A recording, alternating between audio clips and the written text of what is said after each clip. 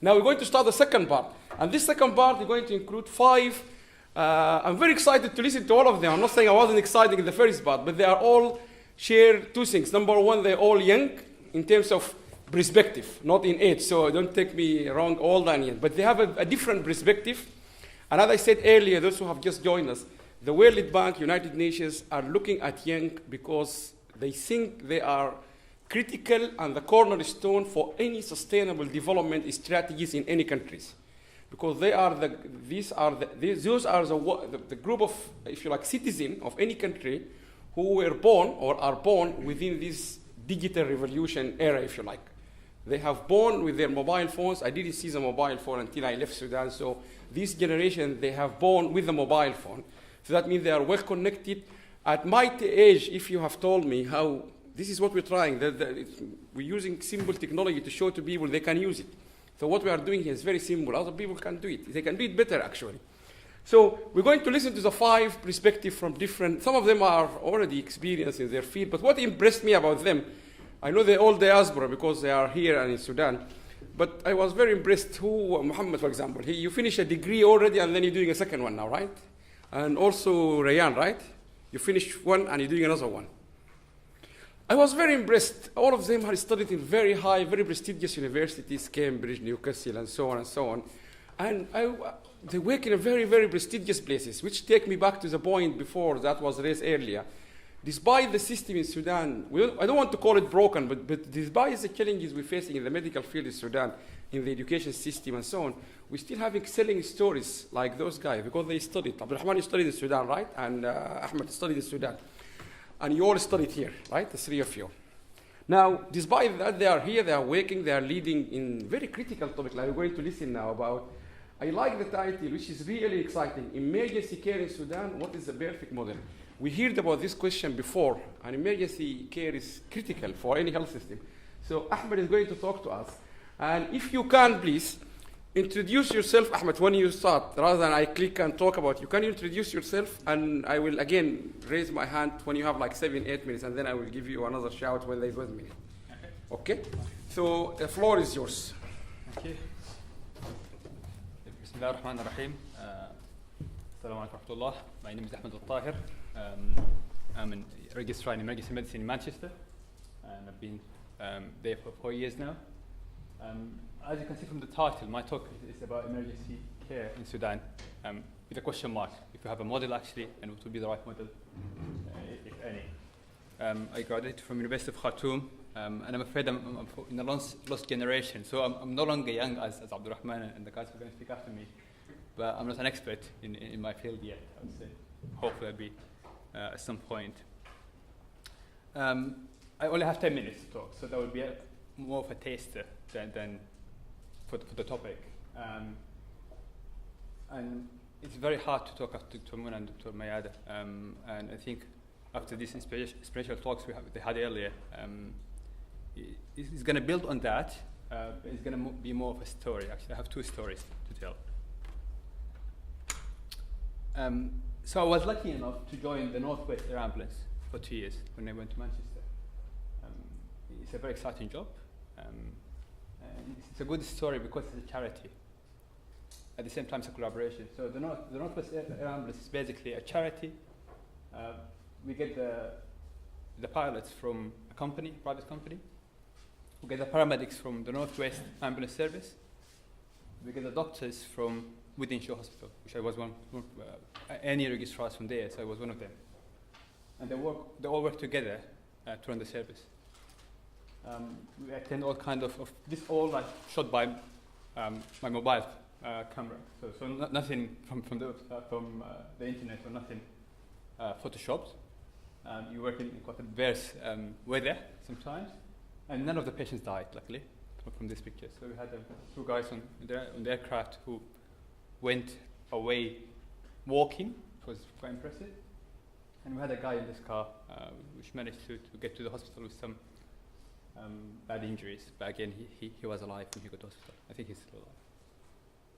But this is a good model of the collaboration between different sectors. So private sector, government, charities, all working together in a very good model. I know Scotland has 100% governmental air ambulances. Some other places, it's a charity employing the paramedics. But the Northwest, I think, model is one of the interesting ones. So this is the first story. The second story will be one of the patient's journey. So it was winter, so possibly autumn. We've been called to a guy who fell off a valley. He was walking with his company's colleagues on a day out, and he fell quite a height and landed there. So initially the call went to 999, and what normally happens is they send what's called an RRV, Rapid Response Vehicle. That would be one paramedic, single paramedic to assess the situation. They also send what's called Mountain and Rescue Team, which are, again, a charity, volunteers from different backgrounds. But they are more equipped and skilled in going into these environments. So these two went there, and they send an ambulance. When they arrive, they assess the patient, they assess the situation, and then they call for an air ambulance. So we are fourth in line. We got there, the patient was lying on the floor, multiple injuries, and there was no way of us bringing him back to the aircraft. So we had to call the Seeker, which is the Royal Air Force, the RAF. And you can see the background there. And that's inside the Seeker. So one of the doctors, had to go with the Seeker to bring the patient to hospital. As you can see from such a story, someone we didn't know his name, his nationality, his background, had mountain rescue, 5-6 people, had an RV, had an ambulance, had an air ambulance, had the military sending an aircraft for them. And he had to be winched up to the aircraft to be taken to the hospital. This is as good as it gets for any, I think, emergency care system in the world.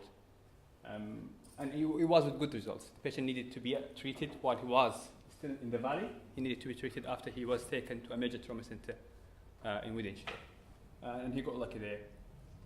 But the whole point is, all these systems were coordinated by one center, which was the 999.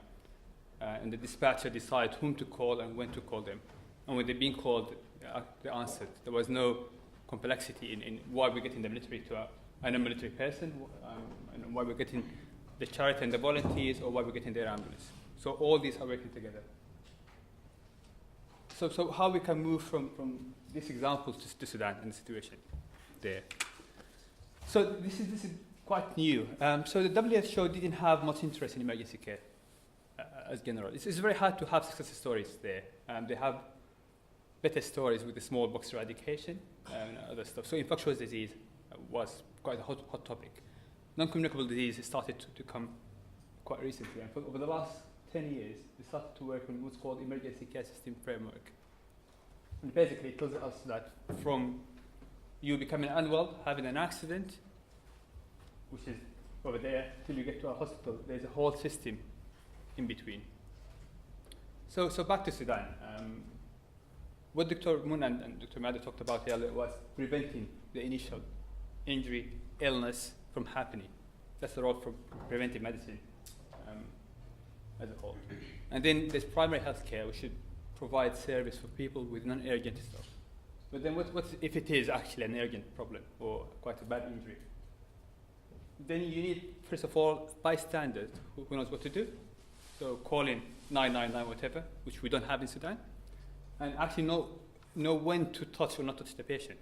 I think we all have possibly stories from our families when someone fell from a height and ended up with people carrying him and breaking what left from his back or cutting his neck or whatever. So we would have bad experiences from people intervening without knowing what they're doing to patients there, and not knowing whom to know and how to do it. But then I think our biggest problem is getting the patient from the scene where the injury happens to an emergency department or wherever is relevant. Because what's happening here, for example, in the UK, that we decided to take the patient to a normal A&E, to a major trauma center, if you need what's called a PCI, if you have a heart attack, if you had a stroke, he needs a hyperacute stroke unit.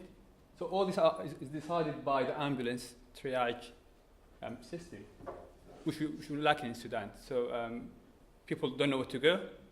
They'll go to the medical A&E and being told to go to the surgical A&E because they have to do their own triage there. And again, the baseline for an ambulance service would be 2 people. One of them should be trained. So you need a driver and someone trained. And I think in Sudan, more or less, it's more of a van with a driver, a siren, and maybe some lights on top. And maybe an oxygen or not, it depends. But that would be the optimum ambulance service. And again, the ambulance service here is the same service for transport, for emergency care, for non-urgent care, for transfers between hospitals, while in Sudan it's more scattered.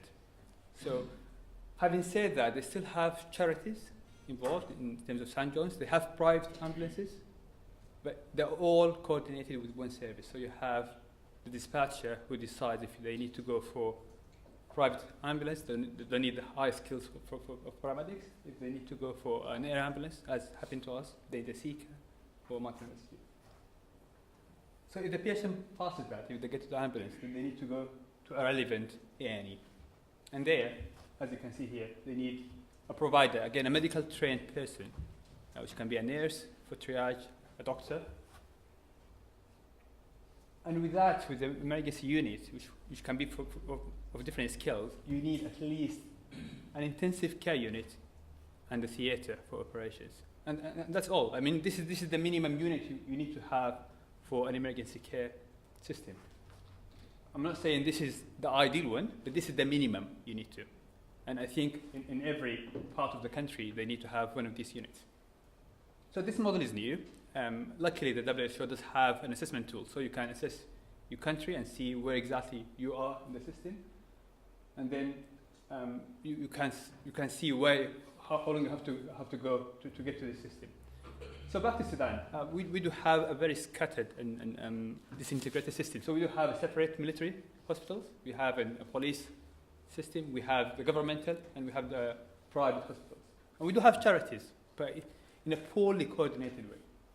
And the trouble is, emergency care is not attractive for private sectors, so you won't see them doing emergency departments as private because people who come there are in emergency and they won't plan for money. Some countries like the US went around it. They have a law and a legislation, and every private hospital, which is the majority in the US, have to treat people in emergency care. And then there's a different way of, for example, Rahman is going to talk about the economics of that and how to fund it. But this is the point. So coordination and integration and collaboration between these different sectors is crucial. So we do have resources. I think the military has big buildings and big hospitals. Same for the police in Sudan, while the governmental are of a low quality, lesser impressive facilities, I would say. Not much of a charity, economic emergency service at all. And the private is there, but again, if you don't have the money, you won't be able to get there. There's no clear legislation to force them actually to treat people in emergency care. And if you allow it to happen, everyone will go to royal care, for example. Because there's no ambulance to take to decide who is actually sick enough to go to a hospital to be treated there. So the whole system needs to be looked at and decided how to be done. So legislation, again, will be important to move us from where we are now to get the private sector involved. I think the third point will be the expertise. So emergency medicine as a specialty is pretty new. I mean, in the US, it's there from the 70s. Here in the UK, it's still getting there. The first consultant was back in, I think, 74, but we're still making our way as a specialty in the US. In Sudan, they graduated the first batch of emergency consultants or specialists. However, we still have a long way to go because you need a pool of expertise to help Sudan basically and develop the specialty and develop the whole system. Having said that, I'm not aware of any paramedic as a specialty or as a career in Sudan, and that's a big gap that need lots and lots of people to get in. They can come from different backgrounds. They can come from a nursing background. They can come from a medical background. But we need to work on that. And I think we need to focus on developing this career. And I think the last point, which is quite important, will be the charities. So we do have charities. People here are willing to help in Sudan. But as you could see from the first story, basically, they have a whole air ambulance service run by 4.5 million a year. 3 aircrafts, 2 in Manchester, 1 in Blackpool, all by public fund, by charity money, that's all. And they're still managing to do that. I think the system can be brought in Sudan. It won't be exactly the same system, because we don't need air ambulances as of now. We can have it in the future, that would be a plus. But I think we need more of a basic service to be provided to people before we can move on to say we have air ambulances. I think last but not least would be integration and collaboration. I think the government should have a strong will into collaborating and integrating the military, the police, the governmental and the private medical facilities together to get a better emergency care.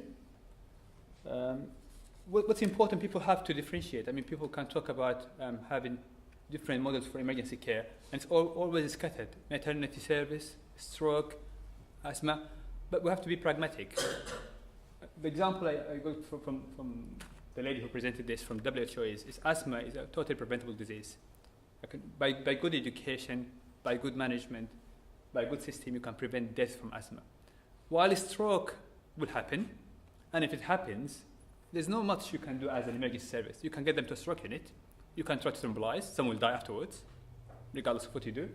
And then the aftercare, the new rehab, is a long journey, quite expensive journey.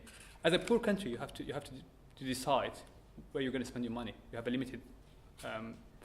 You have limited resources. And I think it's sad, but you have to decide which services need you more, and you start to build on that. And I think that's my 10 minutes talk. Thank you.